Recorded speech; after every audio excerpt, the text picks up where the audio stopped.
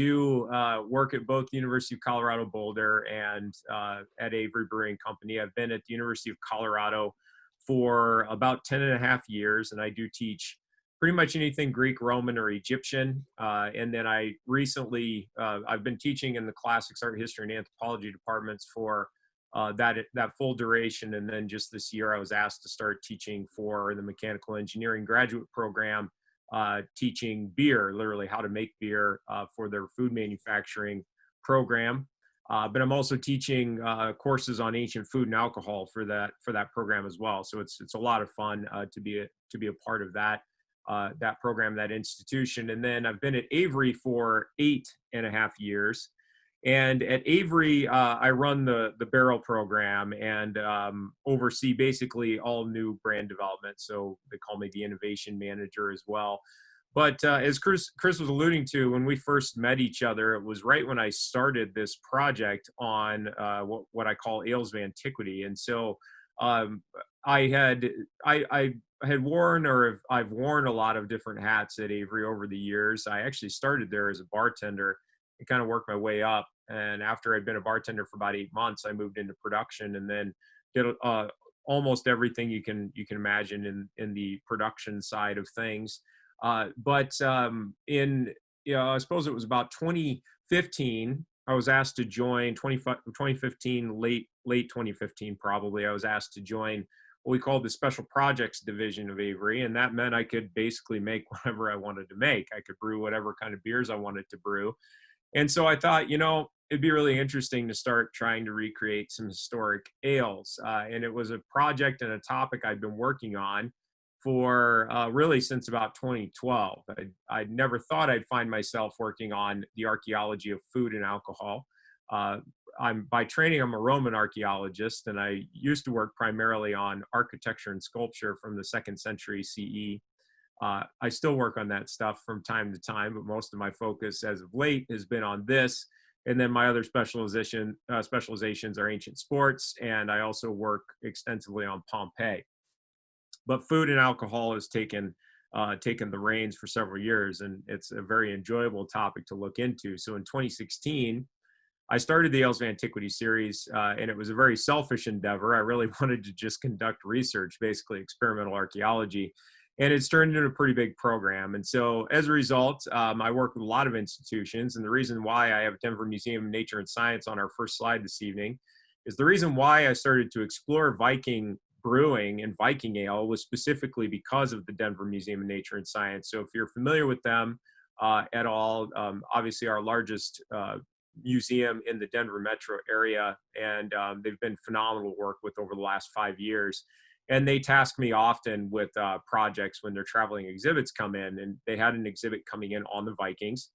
And they requested that I work on some Viking ale. And so I spent the better part of a year doing research on the topic, and of course, stumbled upon some pretty neat and interesting things that I'll share with you this evening. Now, that research has certainly morphed over the years, and as we'll conclude with this evening, I'll talk more about hops when we get there, because the origin of hops and exactly how they ended up in beer in the first place is still somewhat of a mystery. But as a handful of us are continuing to dig in that history, there are some interesting theories that are starting to come to light. So again, just to kick things off here, what I do, I guess my day job, you'd say, is working at the brewery. And so primarily taking care of our barrel-aged program, both sour beers and non-sour beers. But then the little tank you see in the background, we have 4 of these in this room where I work, and this is where we do a lot of our small batch experimentation, piloting of beers, and this is where I make a lot of the ales of antiquity as well. And as a result, since 2016, we've released 10 of them. So I'll just run through this really quickly because I know some of you, I recognize some of the names in the room this evening, and you guys have heard this plenty of times, but basically to just show the portfolio thus far on ales of antiquity. When I started the program in 2016, I was mostly curious in Greek brewing because most history books say that the Greeks didn't brew beer, which I don't agree with, and I've debunked that presentation, that theory, pretty regularly over the last couple of years. And so the first beer that we did was Nestor's Cup from the Mycenaean world of the Greek Peloponnese, and then it was quickly followed by a series of 3 beers in early 2017 Kansuimheb was an ancient Egyptian beer. Ragnar's Drapa is the beer I'll be discussing a little bit more extensively this evening, which was an ancient Viking beer dating about 1,000 years or so back. Kansuimheb was the oldest beer thus far that I've produced at about 3,800 years old. And then I also did Pachamama that same year, which was an ancient Peruvian chicha, also, about 700 years old, if not a little bit older, from South America.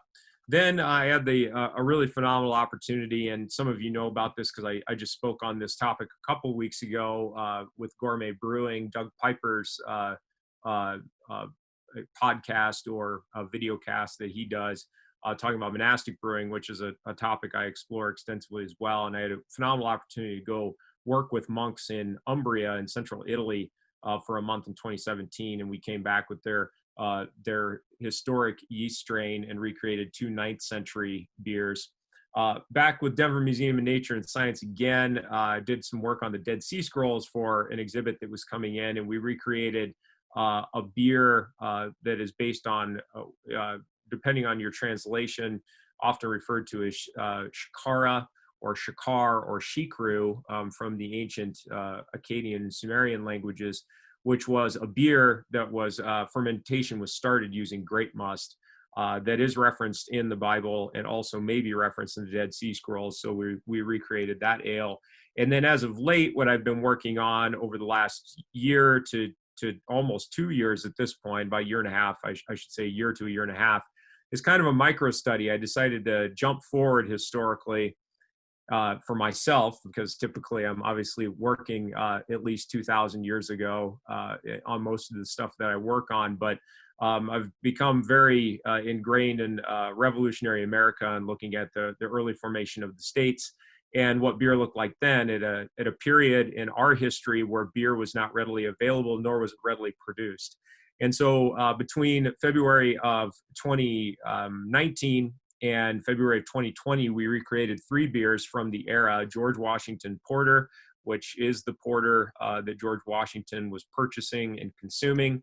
Shortly thereafter, we recreated, you might call it the original IPA. So 1752 was the year that Bow Brewing opened in London, which was the largest producer and exporter of India Pale Ale. And at that time, they just called it Pale Ale, obviously, but it got the title India Pale Ale because it was being shipped to India for the colonists there.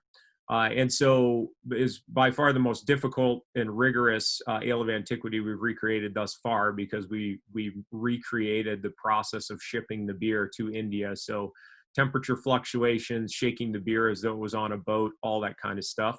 And we released that last November. And then just February 2020 was my last ale of antiquity that was released, and that was Monticello, which was in homage to Peter Hemmings, the enslaved brewer at Monticello, who brewed the beer for our third president of the United States, Thomas Jefferson.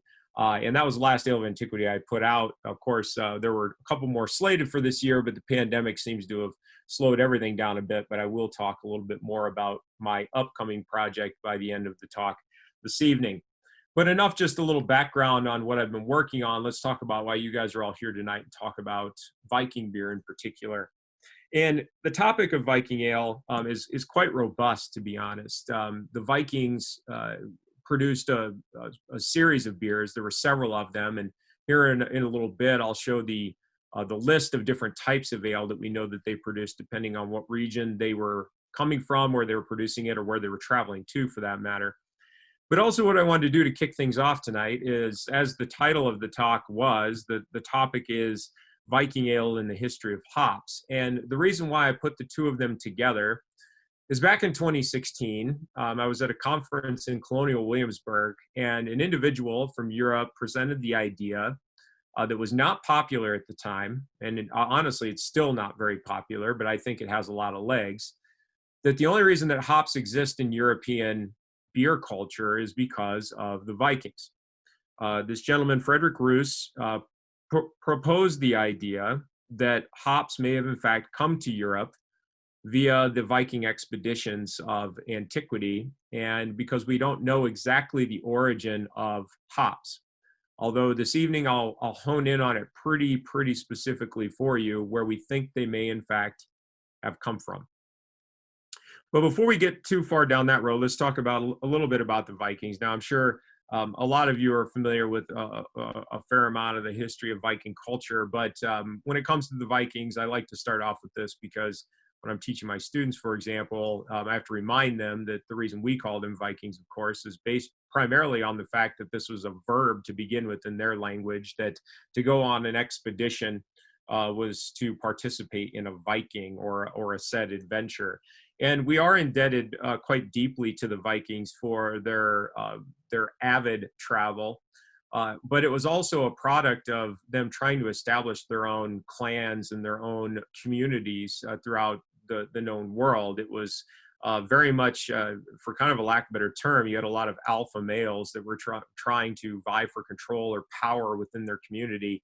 And it was not out of the ordinary for a father to reject and kick their sons out of the community, or brothers to kick their brothers out because they saw them as a threat to their control or dominion. And so they would go on Vikings, these adventures, to try to establish new lands and to raid other people's territory. And so the Vikings do get kind of that idea or that flag or that title. In the sagas of the Icelanders, for example, there is this sense of them being raiders, as though there's some kind of hooligans. But it was more that they were trying to establish their own dominion that was not necessarily unified. It wasn't as though they were trying to build a unified culture at all times. It literally was that they were trying to establish something that was their own when they'd go out on Viking expeditions. Were they reprehensible and troublesome, as I say halfway down on this slide? Probably not as much as the sagas and legends make them out to be in a larger scale, but certainly there are stories there that give the indication that they very much took what they wanted. They could be troublemakers in life, but if they we're told that ghosts would haunt and kill individuals in the world of living if they were too troublesome. So they had to maintain some kind of balanced approach to life. And at the same time, eventually, once you get into the Christian era and the perspective of Vikings starts to dwindle and diminish, that's when we start to hear that the Vikings were murderers and plunderers. For example, the old Icelandic homily book talks about the Vikinger who were murderers and plunderers. But by the 20th century, the term Viking certainly becomes a revived word, and it becomes very popular in our Hollywoodizations and in pop culture.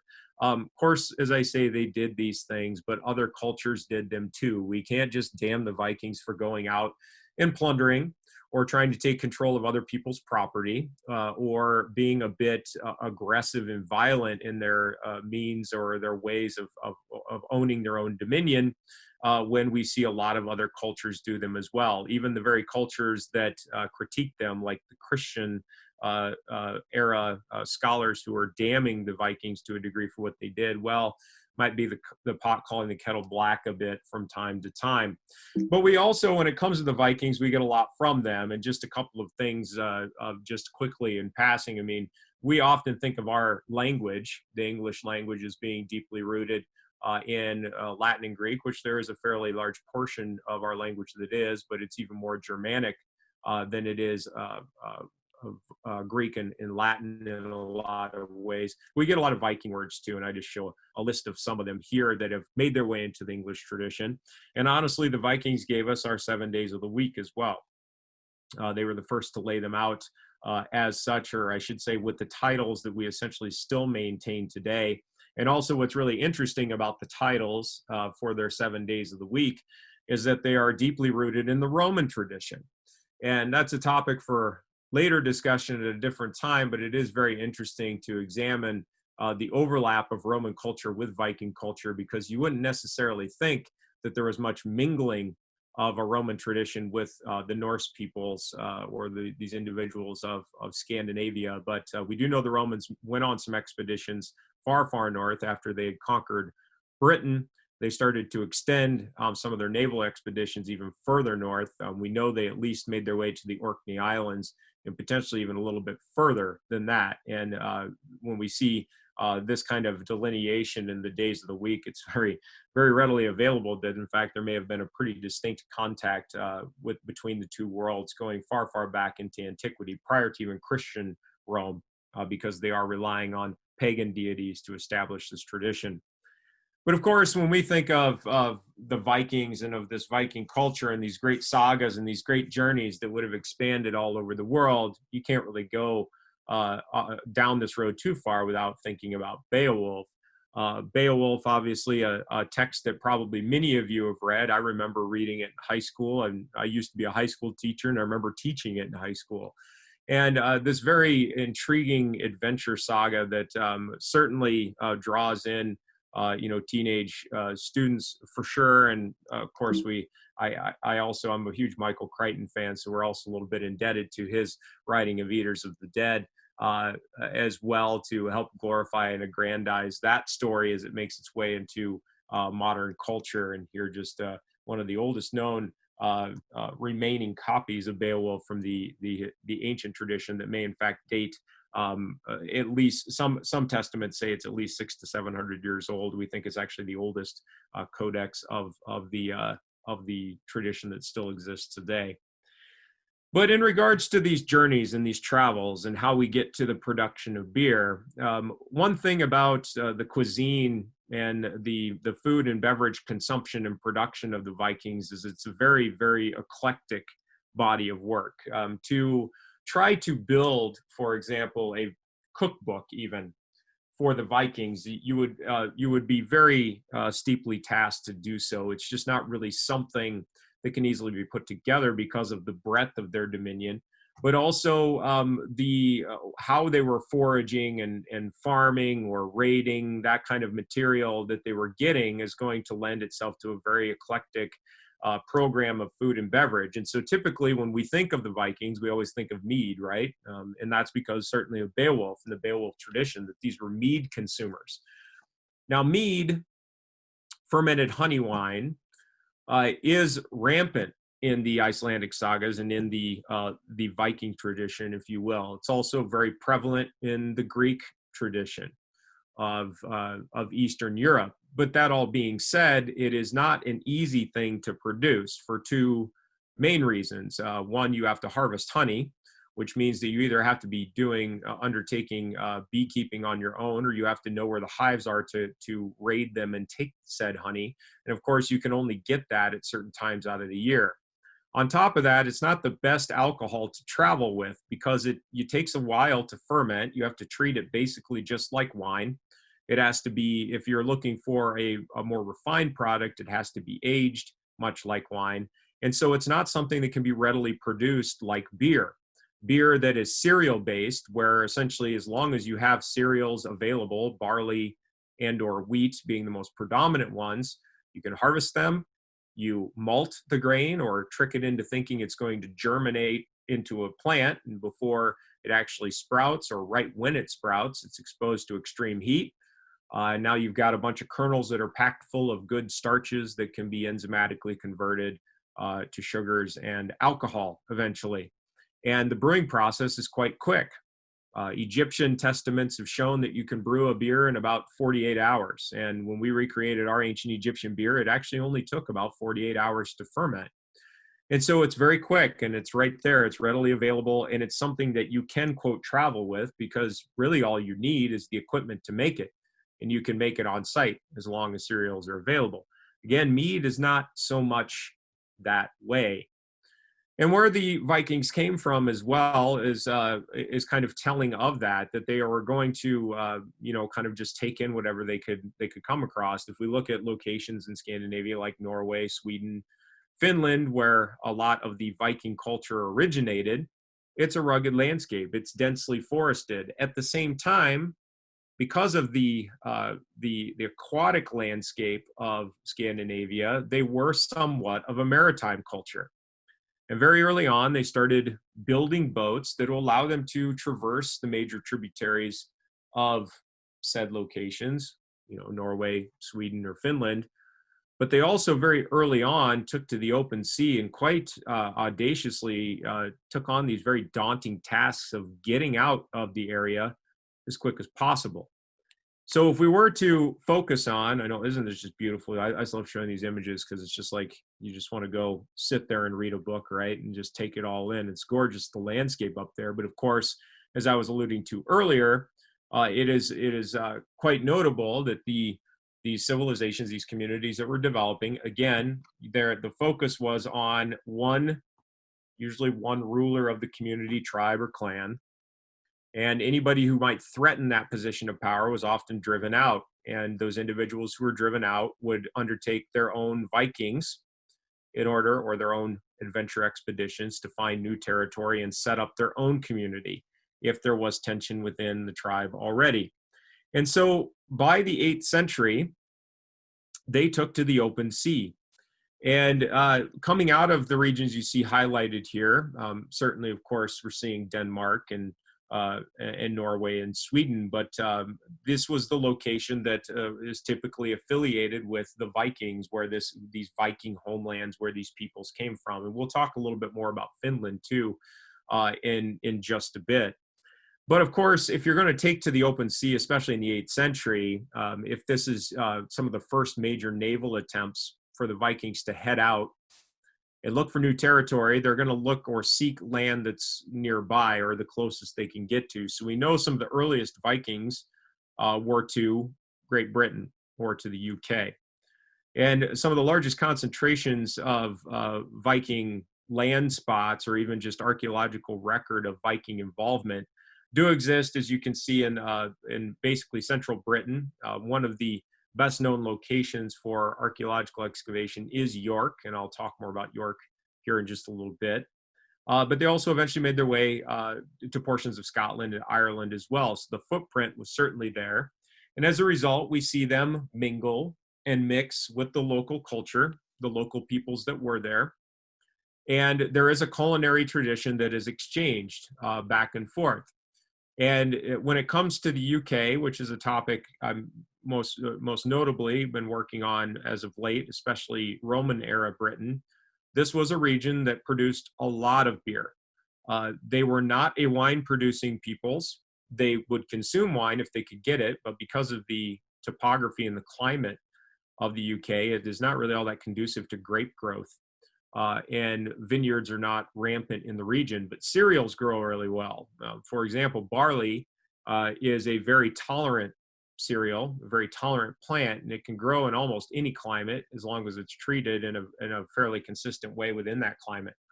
And so beer was being produced at length all throughout this region, and there are multiple different varieties of beer that are being produced. And so the Vikings certainly would have either contributed to that or benefited from it as they were learning the culture and the culinary trends of that location. But still, this wasn't enough for the Vikings. Of course, they didn't just stop in the UK and call it quits. We know they undertook even longer naval expeditions. And how they were able to do this is really quite amazing. Most of it has to do with, or is a product of, their shipbuilding capabilities. They did something that other shipbuilding cultures just had not really undertaken or were not nearly as good at. And in the Viking culture, there are two major types of boats. There are longships, and then there are what were called clinkers. Now, on the bottom left-hand side, you see the remains of a longship, but on the right is a clinker. And clinkers, you can see that a clinker-built boat has the staves so that they overlap one another. And the idea with this was that they knew if they were going to make long naval expeditions, so if they were going to make their way to Iceland or Greenland or to Canada eventually, which is what we'll talk about here in a little bit, that they needed a boat that could flex, that could take on the onslaught of storms and choppy waters in the northern Atlantic. And the clinker actually allowed the boat to do that. It could flex as it was being hit by waves or underneath the stress of high seas. And as a result of that, they made their way quite far west. Here you see on the right-hand side the remains specifically of this boat, just showing it from a side angle as well. The Oseberg ship that's actually, it's on display in the the Viking Museum in Norway today, but it was found in a burial mound that dates to 834 CE, which is in its own right, just as a little tangent side note, interesting that they're burying boats with their deceased high-ranking generals or rulers of their communities. It's something that is not completely new to the Vikings. The Egyptians did the same thing, but they would bring these boats inland and bury them. And luckily, that's how we have this piece still remaining for our study. Phenomenally preserved, clinker, and beautifully decorated. You can see that little bit of motif on the front portion of the bow, and here just showing that beautiful inlay in the wood, that attention to detail they give. Again, kind of trying to put to bed the idea that the Vikings, right, were just these marauders, these violent individuals that were raiding and pillaging. They actually did have some artistry as well. Need to wet my whistle real quick. And so, in that regard, if they are making this move, they're using the clinkers to move across the Atlantic. They've hit the UK, made landfall for a period of time, and you can notice, according to this chart, the 9th century was when they were doing they had a lot of activity in the UK, but you can see where the next jumping off point is. Eventually, the Vikings would seek to expand westward, and their next offshoot, their next major destination is going to be Iceland, and you can see that in the 10th century, they will colonize or attempt to overtake that island and then eventually make their way to Greenland and so on and so forth, working their way further and further west until they hit North America. Now, there are many maps. If you go looking around, there are a lot of maps out there showing Viking exploration routes. And I showed this one because there are some very distinct accuracies about it. I would say it's about 90% accurate. Though most of what I'm discussing is them moving westward, we do know that they were highly active in the east as well. And I'll talk more about that a little later on in regards to how far east, in fact, they got. But this map shows that it indicates that after they hit Vinland or Newfoundland, that they veered south and headed towards Florida. And there is this theory that the Vikings eventually made their way to Florida by traversing a very extensive amount of open water. There's not even any firm indication that they hugged the coast of North America as they made their way down there. This theory is a theory, but I will tell you many scholars have completely debunked it and have essentially stated that there is no firm validation or evidence that would support that they made their way to Florida. And you'll notice that this map is from 1996, so it's kind of an old theory. Really, nobody believes that anymore, but we wholeheartedly believe that they made their way into North America, at least into Newfoundland, and then even further inland into Canada.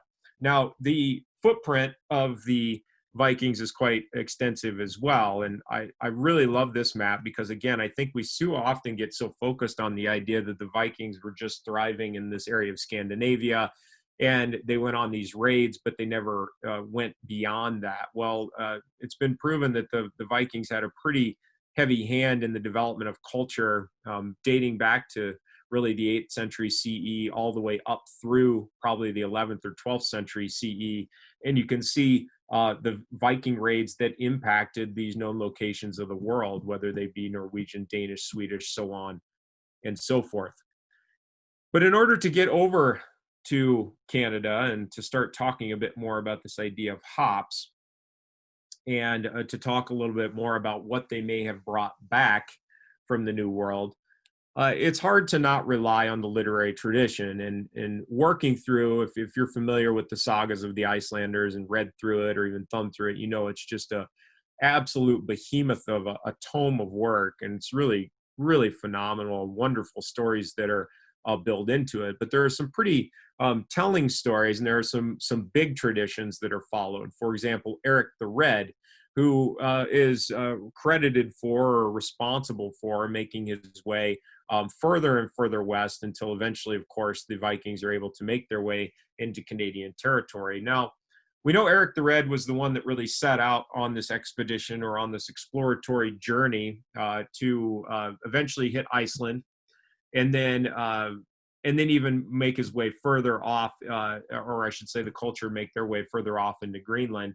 But Erik the Red, though he is credited for getting the wheels in motion, we do really have to credit also his son and the finds in North America that eventually were uncovered. And eventually, because of these expeditions that were undertaken, according to the tradition by Erik the Red and his followers, they eventually make their way to L'Anse Aux Meadows. Now, L'Anse Aux Meadows is in Newfoundland, as I'm sure you guys are all very well aware. And this would mean that the Vikings found their way to North America 500 years before Columbus. Completely unintentional that this landed on the same week as Columbus Day here in the United States. But that we do have to credit the Vikings for getting there well before Columbus did. Here you see the remains or the reconstruction of the homestead of Erik Thorvaldsson in Iceland, who supposedly made his landfall, or I should say made his homestead here and lived here for some 53 years. And it is still a location that celebrates that tradition. Even Leif Eiriksson, who would continue the tradition onward. There's a memorial statue of him in the Shilshole Bay Marina, a port of Seattle that still celebrates him for finding his way to North America, or crediting the Vikings for making their way there before Columbus even did. But to talk a little bit more about this location, L'Anse Aux Meadows, and what has been unearthed really in the last couple of years, it's just a really phenomenal and interesting find. What you can see from the map here is this heavily traversed topography of various Viking expeditions. And you can see Erik the Red's expedition that made his way all the way there, all the way to L'Anse Aux Meadows. Later on, Leif Eiriksson, I should say, Leif Eiriksson making his way there eventually all the way to L'Anse Aux Meadows, and so on and so forth. And so according to the archaeological or maritime tradition, the indication is that there was a pretty thick and heavy naval network that was going on back and forth really between North America and Scandinavia in this window of a very brief period of time. As you can tell from the date ranges, I mean, we're really only talking about, if you were to include the early voyages, 100, 200 years for them to cross the Atlantic and make their way into Canadian territory. Here are the Eiriksson's routes also leading into Vinland. And Vinland is of great interest, I think, because Vinland, though we don't know exactly what Vinland, what they're referring to, although there are indications that the vines that were found there produce wine. That's one reference that's been undertaken or been translated from the tradition. But when they made their way there, and this is recounted primarily in the Vinland Sagas, they made their way through through Newfoundland, going through or bypassing L'Anse Aux Meadows, they'll talk more about in a moment, but making their way in through via the tributaries into Vinland. And in the Vinland Sagas, we're told that this area was as such. He, that is the Danish king Sven Estridsson, also told me of another island discovered by many in that ocean. It is called Vinland because vines grow there on their own accord, producing the most excellent wine. Moreover, that unsown crops abound there. We have ascertained not from fabulous conjecture, but from the reliable reports of the Danes.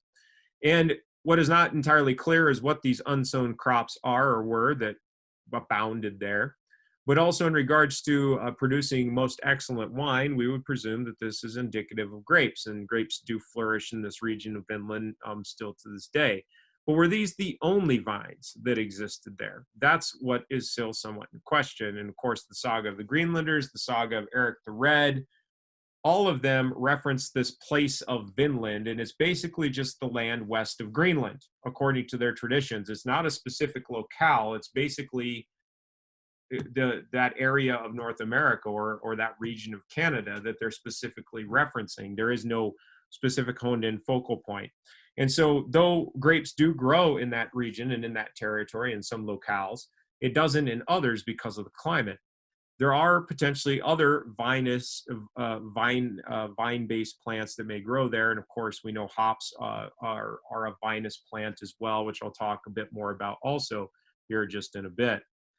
But also from the original 13th century black ink on animal skin map of this journey, we hear, by God's will, after a long voyage from the island of Greenland to the south toward the most distant remaining parts of the Western Ocean Sea, sailing southward amidst the ice, companions Bjarni and Leif Eiriksson discovered a new land, extremely fertile and even having vines, which island they named Vinland.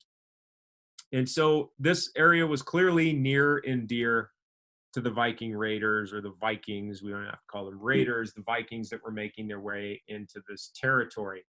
So what were they finding, and where exactly are they? Well, one thing that is really difficult about the archaeological study of the Vikings in this region is that their actual archaeological remains are not rampant. They're actually quite difficult to find.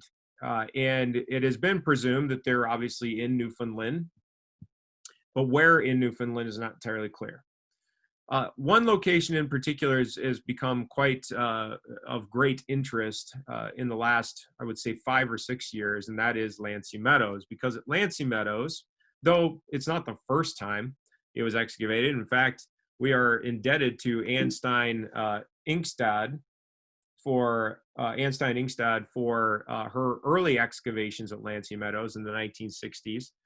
Indicating that this was what she presumed a fairly large Viking outpost or Viking settlement, where, and as she indicated, these were not just individuals there to raid, that they may have been there to establish themselves as a firm and long-standing community, because why else would you build things? And you can see there is a little bit of a foundation marker in the topography here. But also, she indicated that they may have been hoping to trade more extensively with the peoples of Newfoundland and into those northern portions of America. But though she worked hard there for about 7 to 8 years, it wasn't really until really recently that the topic of L'Anse Aux Meadows was picked back up and new explorations were undertaken. Now, it's been established as an archaeological site for a very long period of time, and it's not to say that things weren't still somewhat being explored since the 60s, but nobody undertook a major archaeological excavation of the site until a couple of years ago. And Sarah Parkak, who is an acquaintance of mine, we've worked a bit together because she runs the Global Explorer team, and I work for the Global Explorer team as well. Actually, Sarah and her team asked me to come on board and do work on beer at these locations where she's been excavating. Now, what Sarah does that's really interesting, she works for National Geographic as well. You may have heard of her. She does something called space archaeology. She basically was the inventor of the concept. And what she does is she crowdsources satellites all over the globe to hone in on one geographic location, and they start taking multiple different arrays of snapshots of the topography. And what they're looking for are what appear to be clearly man-made structures that are not visible from the surface. They're basically looking for geometric patterns that don't look natural. And Sarah and her team focused on L'Anse Aux Meadows again to see if there was more there to discern and get a better feel for what this was. If these were the Vikings, was it a Viking raid just to come in and take a bunch of stuff from Canada and come back home, or were they trying to establish a culture there? Now, what she was looking for were buildings. I mean, that's the most notable thing to unearth. She started this project in Egypt looking for unknown or unexamined pyramids, for example. So she's looking for building structures. But it can be really difficult in the area of L'Anse Aux Meadows because she's looking for turf buildings. And this is obviously a reconstruction, but Viking turf buildings were literally made out of the turf. They'd slice make large slices of the turf and haul it out of the ground and use it as building blocks because of the climate and the soil content, the pH of the soil content as well. It doesn't decay very well. It's not going to break down. And so they would build these turf buildings. But of course, we're talking about buildings that were built 1,000 or so years ago, so we presume that they're long gone. So though we see these reconstructions of what they may have looked like in antiquity, she's obviously looking for these longhouses in basically just a footprint, or just looking for kind of a geometric marker in the ground. Whatever was established there was certainly a rural economy, and they were based primarily on agriculture, hunting, and fishing as they were growing and thriving within the community. And here, just a slice through or a side cut of what these turf buildings look like when they're stacked on top of each other. Now, when they're found in the archaeological record, this is what they look like as they've dried into these bricks essentially over the course of history and antiquity. And that's why we can still see some above ground. But at L'Anse Aux Meadows, there wasn't much to be discerned or much to be gleaned until Sarah started her space archaeology or her examinations of the topography. Now, you look at this, you might say, this just looks like a mess. I don't know how you're going to make anything out of this. But specifically where Sarah started her research or her examination was on this structure up here, this large outcropping that seemed odd, didn't really seem to fit the geology of the region. And then there's kind of a mess of what appear to be outcroppings or substructures underneath the ground. And this is all below the ground in the vicinity. She presumed that she had landed on a larger portion of the community. And in fact, as she continued to excavate, they started undertaking test pits and digging test pits, and they started to find some really important finds, indicating that when the Vikings came in, they stayed for a pretty good period of time. In fact, underneath the stone that's right at the center of these two pits that were dug, archaeological test pits that were dug at this kind of cross, in this cross fashion, based on some of the images she had found, they found ironwork and slag, indicating that on the site there were large infrastructures built to produce extreme heat and actually fire metal, potentially for weaponry or for hunting. And you don't do these kind of things, you don't build these kind of things unless you're a bit more permanent or you're planning on sticking around for a good long period of time. As a matter of fact, what they found were these pieces of slag that were found indicated that the fires that they were stoking were at least 1100 degrees Celsius in order to produce said things.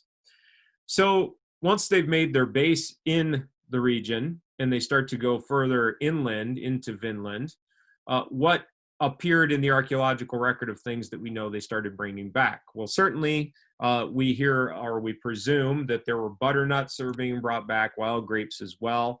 And the sagas indicate that there were 4 separate trips, major trips, that were made into Vinland or to Vinland to acquire these kind of commodities or acquire things that were not readily available elsewhere. But does this mean then that they were traders or were they raiders? Right? I mean, the indication, the idea of a Viking is that they're raiding the topography, they're raiding the known world. Or were they there to trade? And why is the evidence of Viking involvement in the region so sparse in North America? Is it potentially because they were simply just there to trade and not to put down a fairly firm kind of Viking footprint? Or was there some kind of respect? One theory that has been postulated is that there may have been some respect between the Vikings of their world and the Native Americans of North America, and that they were literally trading with North Americans in North America. And it would also indicate, though, at times that there may have been a more morbid or darker side to it as well. I mean, if they are the raiders, though, if they were coming in and looking to snap and grab, right, or snatch and grab, I should say, that they may have actually been involved in the slave trade, or they may have even been, because we do know the Vikings did employ a slave society at times. Maybe they were there to try to find slaves to force into servitude in these Viking traditions. But still, as excavations continue, both at L'Anse Aux Meadows and in other locales, we do know that there are more and more Viking outposts that are being found. For example, you see a more recent excavation at Baffin Island showing yet another Viking outpost. And again, they're there to get something. They're there to get their hands on some kind of commodities and bring them back, or at least exploit them within their own community.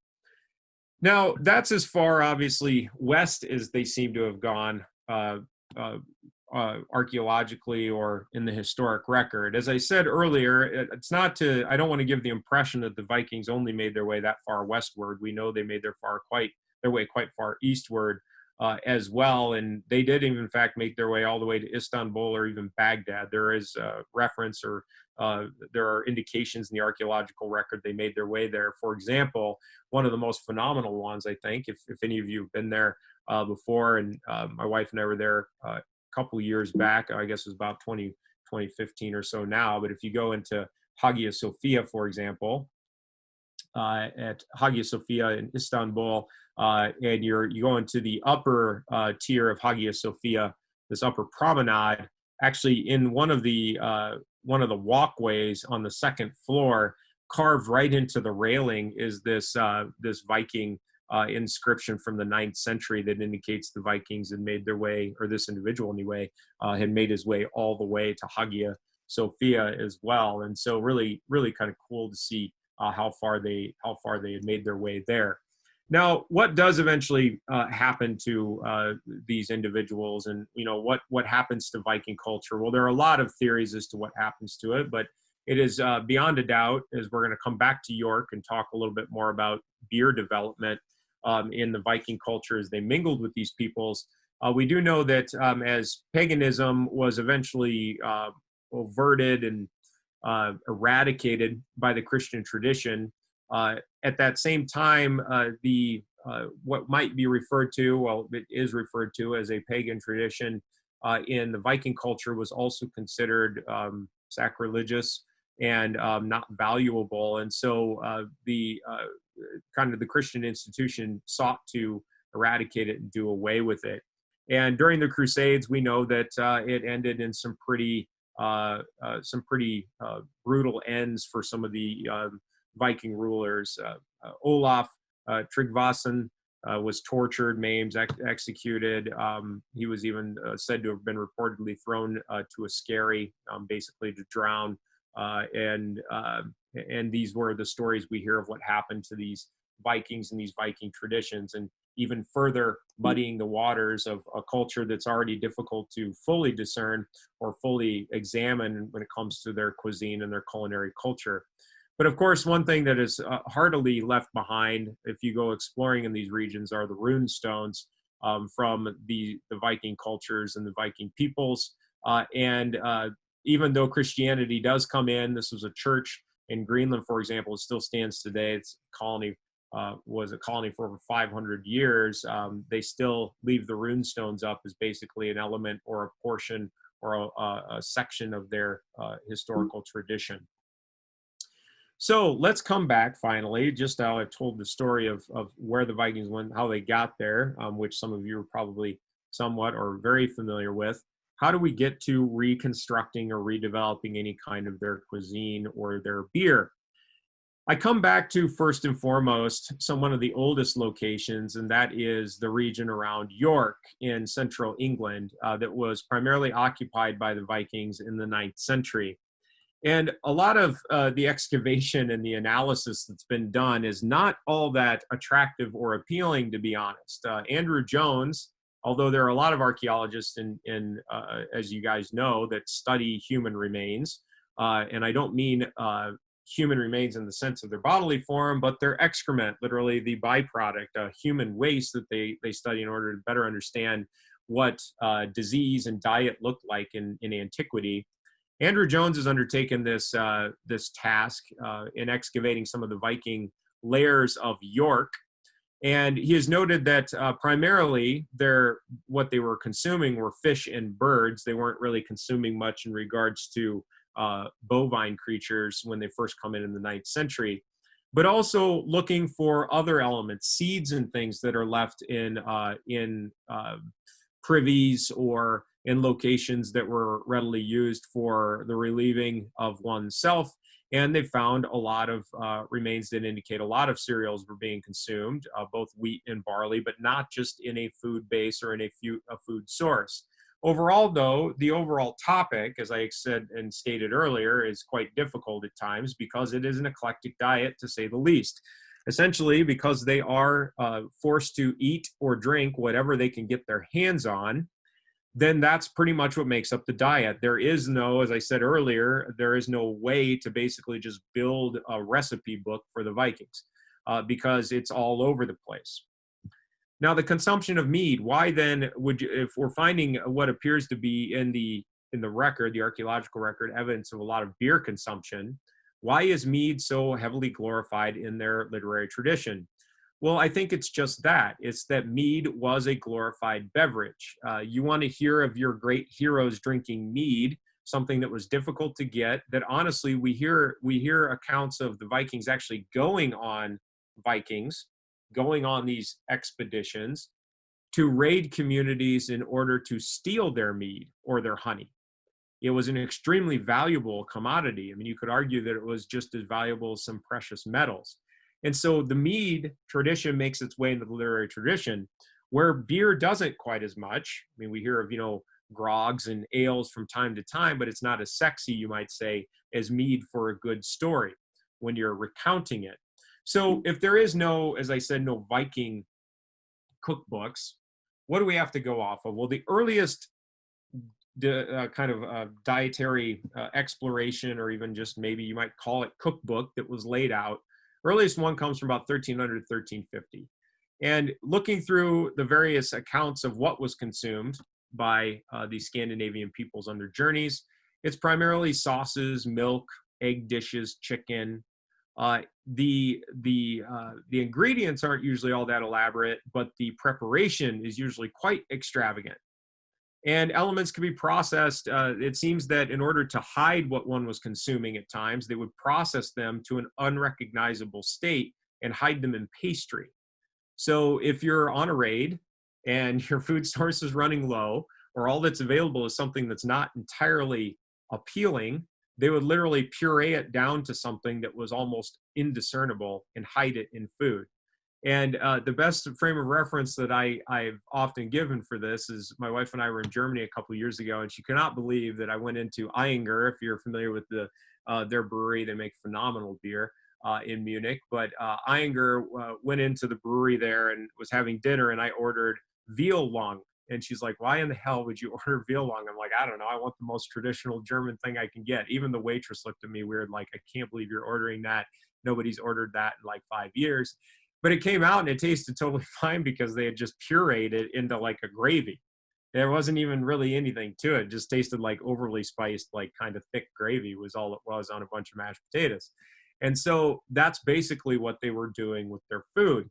But where they don't always give us really, really distinct ingredient lists, and they're not all that elaborate. I mean, we do hear of some meats that they consume, but it all depended on where they were. I mean, if they were out on a Viking and crossing large portions of water, or large tracts of water, we hear of lamb, dried cod, pickled herring, walrus even, and they would consume the walrus after they would kill it for its ivory, looking for those trophies, obviously, but we do hear of them preparing walrus, seal as well. The best thing to take with them for a journey were dried nuts, seeds, and some produce that could keep for a long time. So we do hear of these things from time to time as well. But when it comes to drink, the Viking drink, we primarily hear of 4 different things they consumed. They consumed a lot of beer. They drank more beer than they did anything else. Of course, we know about mead, but again, mead's kind of relegated for special occasions. We hear of Bjor, which was basically fermented fruit juice. So instead of using grapes to make wine, they might use, some other kind of berry or apples or something like that, or pears to produce a fermented drink. And then imported wine. We don't often hear of them making their own wine. They would import it, and it was quite expensive. Now, when it comes to beer production and beer evidence, most of what we get for that can be used to recreate or repurpose what these beers were are from naval excavations or ship burials that were buried with high-ranking individuals within society, which are buried on land. One of the most notable pieces of evidence for beer production were beer vessels found in a ship burial in Norway around 800 or so. There was a sunken Viking wreck off of Norway from the mid-9th century that also yielded some evidence. And then the earliest reference, though, to beer and actually how to make what might be quantified as a Viking beer comes from Finland. And it was in the burial of a bishop from 1366. We also hear many, many accounts of the Finnish Kalevalainen. 400 stanzas is actually related to beer production. So the Finns, though they often aren't as brought up or credited for a lot of things in the Viking tradition, even though they were a part of that world and a part of that exploratory system of cultures and peoples, they are often kind of relegated to the side. Yet their beer is actually the kind of beer that's still being produced today. One of the most historic styles of beer on the planet that is still being produced is sati. And sati is certainly a product of basically where the Finns are, and it was a style of beer that spread into Sweden and other locations of the north. But it was all dependent upon what you could harvest. I mean, we are in a time frame where, yes, there is trade. We are in a world where there is a trade network. But when it comes to your food, you better be able to produce a lot of your own substance or sustenance. And you'll notice that cereals do grow in those regions of the north. They might not grow as readily as places like the UK or France or the Germanic territories, but they did grow in Sweden, a little bit in Finland and Norway.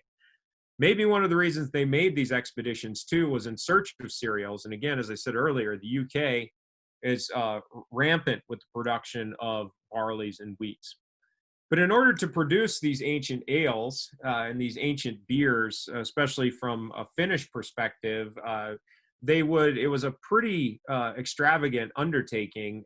And beer, though it could ferment quickly and you could travel with it, to build one of these every time you'd stop would be quite difficult. This is called a kurna, and this is how the Finns, in a traditional way, still make sati. Now, you'll notice it's basically a hollowed out tree trunk. It's a hollowed out juniper tree trunk. They line the base with juniper branches, and then they literally mash right into it. So they pour the mash on top of it. At the end of their mash period, there's a knockout in the end of the kurna, and the liquid is drawn out, and then that is what's boiled and then fermented. It's a pretty extravagant process, but in order to recreate our Viking ale, this is the process we undertook at Avery to create the beer Ragnar's Droppa. Now, the other thing, though, about beer in the Viking culture and showing just how important it was to them, even more than mead was, is again how extravagant their stylization system is. They had a lot of different styles of beer in that region, whether it be from Norway, Sweden, Finland, and the like. And you see the list of them here, a fairly extensive list of well-known beer styles from the Scandinavian Viking world, dating back to the 8th, really through 11th centuries or so CE. Again, we created a sati, a juniper beer from Finland. We also have recreated the Gotlandsdriku, which was awesome. Oh my God, it was so good. And you can see that it's got honey in it. And again, it would have been a more expensive, a more difficult beer to produce simply because they had to get a honey source. But Gotlandsdriku is written about quite often as well in the sagas, and it is really, really, really tasty. That tinge of sweetness to complement the bitterness of the juniper in the beer, it was money. It was really, really nice. And that's a Swedish twist, you might say, on the Finnish sati. So at Avery, we did recreate basically a beer dating back some 1,000 years or so, called it Ragnar's Droppa, poem, a poetic edict of Ragnar, King Ragnar. Though we have a lot of modern brewing equipment, I did everything in my power to keep it as traditional and historic as possible. So we did go out, and I don't have any good pictures of this because one of my colleagues took the pictures, but we did go out and cut down a juniper tree, and we drug it back to Avery. It was in somebody's yard, and they just wanted the thing gone. Now, of course, it's not Scandinavian juniper, but you get still the general idea. Juniper has a fairly distinct flavor profile from one tree to the next. And we did shove a bunch of branches into the tank for fermentation. And I get asked about this beer more than any of them to be recreated because I guess people liked it a lot. I'll be honest, it was not one of it. It was, I wouldn't put it in my top 3 of the ales of antiquity I've done thus far, but it was sweet. I'm not a huge sweet beer fan, but it came in as pretty beefy little guy. We did use all Scandinavian malt from Finland and Sweden, juniper berries, juniper branches. We used baker's yeast as well because according to the Viking record, that's what they did. They would basically use their yeast starters that they made bread with to start their beer fermentation. And we back sweetened it just like they did as well. They'd let it ferment out to its greatest extreme. which we presume could have gotten in the somewhere around the 6.5 to 7.5% alcohol range. And then they would add wort back to it to back sweeten it. And so we back sweeten the beer as well. And it's really pretty, as you can see. And of course, it's been about 3 years since we made this beer. Maybe we'll make it again at some point. It was quite daunting, as most of these ales of antiquity are. I also messed around a little bit with different flavoring additives or bittering agents. We did a version that had mugwort in it, which is readily referenced also in the Viking archaeological record. Scandinavian hops were used for this, and we also used Scandinavian honey in order to recreate the Gotlandsdricka. So I tried again to stick as close as possible to the tradition and stick as close as possible to the product that the ancient Vikings would have had. But about mugwort, I brought in this idea of mugwort, that mugwort would have been used, and it's in the archaeological record. Why would they have used it? Well, things like mugwort fall in line with things like juniper, bog myrtle, and hops. These are all flavor additives that will give a heavy spice content or a bitter content to the beer, almost a kind of preservative quality to the beer. And the question then becomes, at what point do we make the leap? Junipers, we know, were being readily used by the Vikings in the 8th century. Bog myrtle was used from the 5th through the 16th centuries in Viking cuisine, and mugwort was being used in the 5th through the 13th century or so in Viking food and drink. But is it possible that the Vikings have something to do with hops? And of course, they use the opening credit tag, or the title slide, if you will, from the Viking series. I think it was on the History Channel. Did they have anything to do with hops coming into Europe? As I said at the beginning this evening, Frederick Roos, who I met back in 2016, lives in the area. I don't recall specifically if he is in, I think he might be in Denmark is where he lives, but he has worked a little bit on the topic, and he proposed the idea that the Vikings were responsible for bringing hops to Europe. Now, this is not a popular theory. The Europeans scoff at this idea. They hate the idea that they didn't have hops first and foremost, that they didn't grow there before. They didn't need somebody to bring them to them, is basically the idea, especially in the Germanic and British brewing traditions. But according to Frederick Roos, and he claimed that in living in that region his whole life, he thinks it's very possible that the Vikings were responsible for bringing them over. And hops are a difficult one to track down. Some of the earliest references are in the 8th, 11th, and 13th centuries CE in Europe, but they don't predate that. Now, what's really interesting about this idea that he put forward, again, when he presented it, I kind of thought, well, yeah, I don't know about that. I don't know if there's firm evidence to support it. But what's really, really cool, and I did not know this until almost 2 years later, was in working with the Denver Museum of Nature and Science. I had happened to be at a lecture actually out in Baltimore where the topic had been brought up of the age of the Humulus lupulus plant, and that is the hops plant. And it was stated in the paper I was read that the oldest known Humulus lupulus fossils on the planet exist in the Denver Museum of Nature and Science.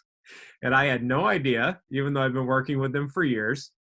And so over a couple of years and working with one of the head botanists, I asked if I could take a look at these. And he's like, I didn't even know they were in the collection either. I mean, the collections at DMNS are huge. There are many, many layers of these vaults that go underground at the museum. And so we went down there actually just in December, not even a year ago, 2019, December 2019, he pulled the hop fossils out for me. And they range in date. If I recall, Ian told me that they're somewhere around 60,000 years old, and they primarily were found in the Dakotas and Minnesota. And they are the oldest known fossils for this plant. And I thought, wow, Frederick Roos might be onto something, especially when it comes to this idea of the Vinland and how close in proximity. I know obviously we're talking about the Midwest United States, and we're talking about Vinland all the way on the east coast of Canada. But still, the fact that vines were growing, and we don't know what all these vines were. Wine is referenced from time to time, but if the oldest known location for Humulus lupulus actually exists in the Americas, could it be that the Vikings did take them over? Because they are not referenced as a consumable in Europe. until after the Vikings had gone on these trips. Prior to that, all beer was being made as a gruit, secret mix of herbs and spices combined with grains. They supposedly had religious powers and were given to high-ranking politicians. And in the 12th century, 5 pounds of gruit per barrel, or 5 pounds per 31 gallons of liquid, was what was required to make a gruit-style beer. And it turned into a big business and revenue for monasteries. But eventually, that style of beer starts to dwindle. And by the 14th century, hops were being readily used in places like Amsterdam, Hamburg, and then obviously Flanders, the Flanders region of Belgium, where hops were being grown and used rampantly. The Bishop of Liege even talks about local brewers that had to be taxed for the amount of hops that they were growing and consuming. And by the 12th through the 16th centuries, monastic breweries were using hops avidly to produce beer. Again, after all of these trips, almost immediately after the major excursions of the Vikings. Pepin III, Charlemagne's father, had a hop garden by the 8th century CE, and the first documented use for flavoring of beer with hops was the 11th century CE, and it was a Belgian wit beer, in fact, which is what I'm drinking right now, Avery's White Rascal. But also when it comes to this long journey and this long excursion that was undertaken, again, these journeys are being undertaken in the 8th, 9th century. Those are our earliest accounts of them going on according to the Vikings themselves. And I think it's so fascinating that in the 8th and 9th centuries, they're going all the way over to Canada and eventually making their way back across to Europe. And the very, very first reference we have to hops being used in beer was in the year 822 CE in a cervisia, which was a style of beer that was being produced in Iberia and in Gaul, or in France. And it was produced at the Benedictine monastery of Corbie in France. And all that really remains of that monastery anymore is the Abbey Church that you see here in the image. It is in northeastern France. And I just think that's absolutely phenomenal and interesting. And I think there's a definite link there between the Vikings and the arrival of hops. It won't be all that long after either that the monks or the monastery system starts to capitalize off of beer production. In fact, Charlemagne made it a law that monasteries had to produce beer because he could tax the monasteries as long as they were producing beer. So the next major project I have coming up to wind down, because I've gone right at an hour now, and then I'll open it up for any questions, is the topic I've been working on for the last year and a half is Roman Britain. And so the next Ale of Antiquity that will be coming out is very near and dear to my heart. As a Roman archaeologist, it's amazing that I've done 10 Ales of Antiquity and not a Roman one yet. So coming soon, hopefully later this year, and if not this year, very early in 2021, depending on pandemic regulations, I'll be releasing Roman Britain, which will be a beer based on Roman military brewing and consumption along Hadrian's Wall. I've spent about 5 weeks in the UK over the last year doing research prior to the pandemic breakout, and really, really excited to get this project off the ground. So that'll be the 11th Ale of Antiquity that's coming. If you're curious about some of the other stuff that I'm doing and what I have coming up, yet here in the next couple of weeks, I have a few more events. So if you're familiar with Gourmet Brewing, Doug Piper's video cast podcast that he does, I just did a talk with him a couple weeks ago on monastic brewing. I'll be doing another one next Thursday on the Ales of Antiquity, and we'll actually be doing a live tasting of George Washington Porter, 1752 India Pale Ale, and Monticello, and I'll talk about my most recent releases. And then in November, I am a national board member for the Chicago Brewseum, which is a beer history museum. And we have the Beer History Summit coming up November 11th through 14th that we're going to hold virtually. And the topic I presented tonight is the topic that I'll be directing for a panel. I'm overseeing a panel that will include Stan Hieronymus, who is he is Mr. Hops. He wrote the book on hops for the Brewers Association. He's written extensively on hop farming and production in the United States and North America. Mitch Steele, the author of the IPA book, will be on our panel, and Martin Cornell, who is a beer historian and author in England, who's written 2 books on beer history in historic England. So feel free to join that summit if you're interested, and you can check out Chicago Brewseum online for more information. if you want to know what I'm up to, these are ways you can follow me or follow Avery as well. The best place to follow me is either on my Facebook page or Instagram. Honestly, I'm best at posting on Instagram because it's really easy. So you can follow me on Instagram at the Beer Archaeologist, and I post there pretty regularly. Events I'm doing, new projects that are coming up, and journeys that I'm on for the research of beer. And that's all I've got for this evening.